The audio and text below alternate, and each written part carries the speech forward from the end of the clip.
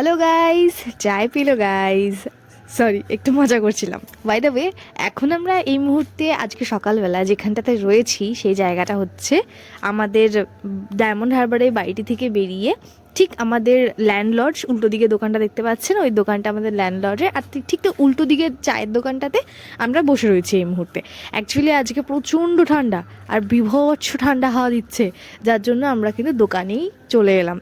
আর ওই দেখুন, ধান কাটা হয়েছে, মাথায় ধানের ঝাঁকা নিয়ে তারা যাচ্ছে। এই জায়গাটা একদম প্রপার গ্রাম বাংলা নয়, গ্রাম বাংলা থেকে একটু শহরের দিকে উন্নত হচ্ছে এরকম একটা জায়গা। যেহেতু এখানে প্রচণ্ড অনেকটা এরিয়া জুড়ে ইন্ডাস্ট্রিয়াল জোন রয়েছে, সেজন্য আর কি। আর আমার সাথে অবভিয়াসলি আমার প্রতিদেবও রয়েছেন এই চায়ের দোকানে, চায়ের চুমুকে আমেজ নিচ্ছেন এবং কচুরি তার সাথে আর ঘুগনি। আর এই ধরনের প্লেটগুলো রাখার কারণ হচ্ছে যে এখানে লোকাল মানুষদের সব থেকে কমন একটা খাবার হচ্ছে মুড়ি ঘুগনি, সেই জন্য এই ধরনের প্লেট। আর এই পুরোহিত মশাইয়ের মন্ত্রোচ্চারণ আমাকে ভীষণভাবে মুগ্ধ করেছে, দেখুন প্লিজ।